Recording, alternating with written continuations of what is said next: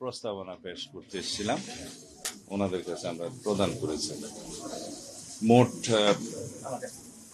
প্রস্তাবনার সংবিধানের প্রিয়াম্বলের সূচনা থেকে শুরু করে তফসিল পর্যন্ত মোট ৬২টি জায়গায় আমরা বিভিন্ন রকমের প্রস্তাব সংশোধনী সংযোজনী আমরা করেছি, প্রস্তাব করেছি।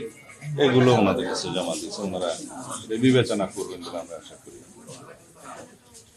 আমরা প্রস্তাবনার মূল অংশে যেগুলো বাংলাদেশের রাজনৈতিক ক্যারেক্টার পরিবর্তন করে দেওয়ার মতো যে সমস্ত বিধান পঞ্চদশ সংশোধনের মাধ্যমে আওয়ামী লীগ এনেছিল, ওগুলো সহ আর কিছু নতুন প্রস্তাব আমরা করেছি। সেই প্রস্তাবের মধ্যে বাংলাদেশের বর্তমানে জনগণের আকাঙ্ক্ষা এবং জুলাই আগস্ট বিপ্লবের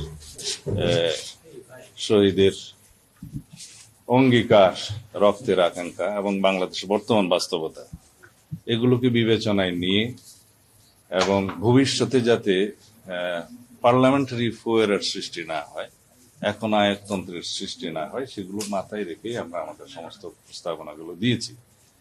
যেমন আমরা রাষ্ট্র ক্ষমতায় প্রধানমন্ত্রী এবং রাষ্ট্রপতির মধ্যে ক্ষমতার ভারসাম্য আনয়নের জন্য বিধান রেখেছি এবং পরপর 2বারের বেশি প্রধানমন্ত্রী পদে কেউ আসীন হবেন না, সেই বিধান রেখেছি। আমরা নতুন করে পার্লামেন্টের উচ্চ কক্ষ সৃষ্টির বিধান প্রস্তাব করেছি এবং